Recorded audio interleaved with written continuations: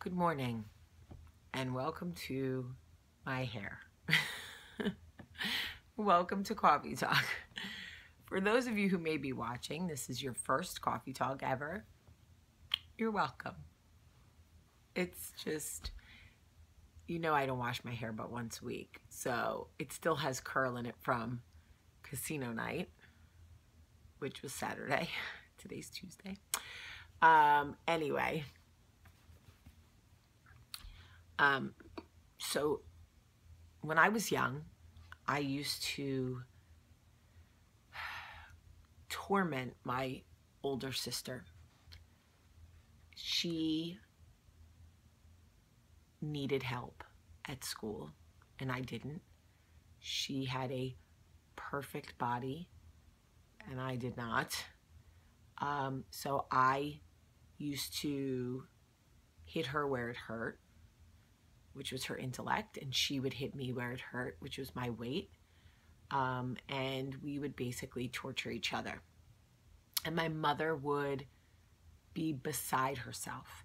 Don't say that, don't do that, please, your sisters, don't hurt each other like that. And, we would always pretend it didn't hurt, that it was just like a thing we did.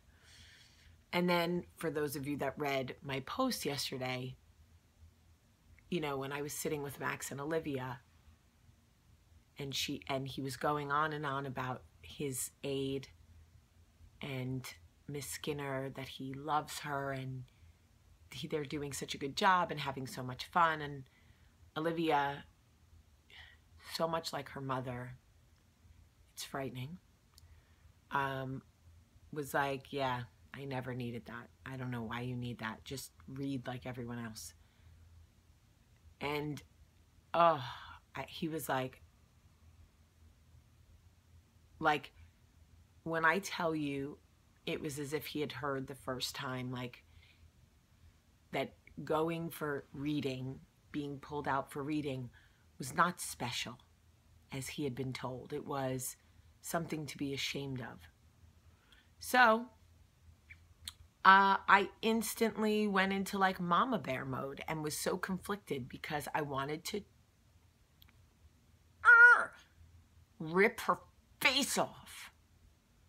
But at the same time, I wanted to hug her and love her enough that she could understand she doesn't have to knock others down to make herself feel better, that what is for her will always be for her, and that her abilities are unique to her because she is unique, while simultaneously wanting to hit her in the face with a pie.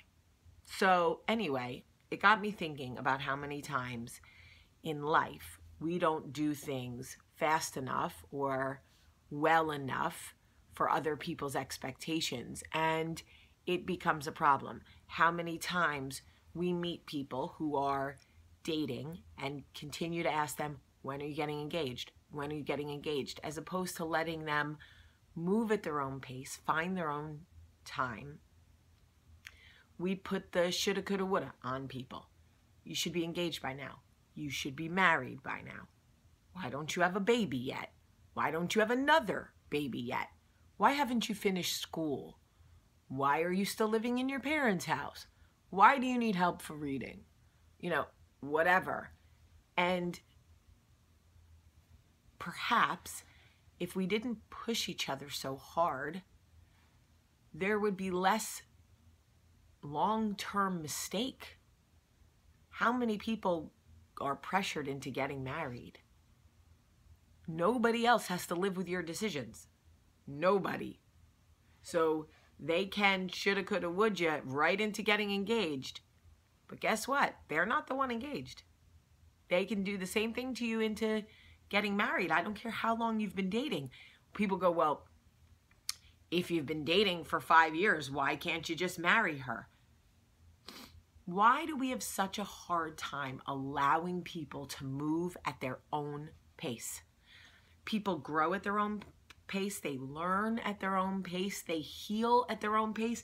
When I lost my baby, right, people said everything to me from it was just an ectopic pregnancy, like it wasn't even a baby, to, I mean, it could have been worse. She could have lost like Max.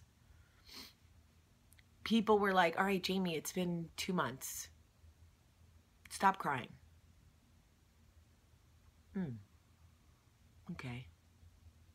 When my dad died, my own mother, my dad's been gone 22 years. I called my mother a few weeks ago crying. She was like, what's the matter, baby? I was like, I miss Daddy. She was like, ugh, seriously, Jamie, come on.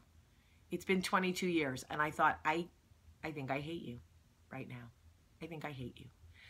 Why do we have such a hard time with letting people do what they need to do in their own time? I am here to tell you, if you want to cry over your dead father for the rest of your life, know that I too am crying over mine. I will not let anyone shame me into believing that my grieving period has expired. If you want to cry because everyone is forcing you to do things you're not ready to do, you go ahead and cry. It's your life. You can cry if you want to. Just don't cry for too long. Just kidding. Cry as long as you want.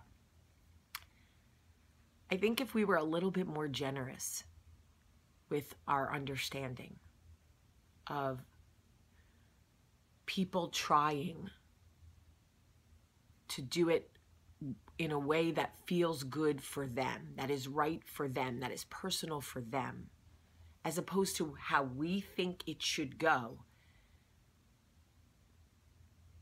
we would have a much higher success rate in a lot of things. Parenting being one of them.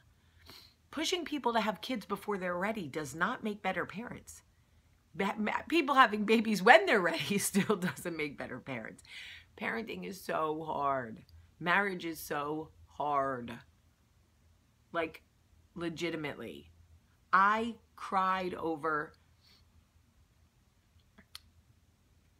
Jersey Belle and the work and the people that I loved for like a year, like a whole year.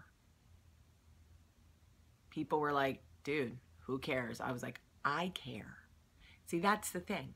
When you care about something, when it matters to you, nobody outside will ever understand what you are grappling with. I love her and everyone says we should get engaged. I just don't feel ready. Then don't do it.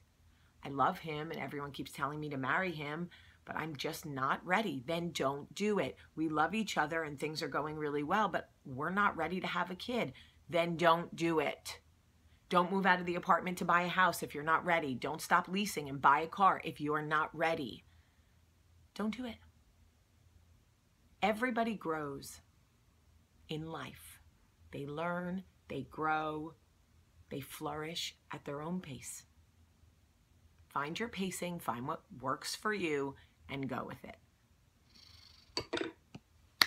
I love you so much today. Have a great day.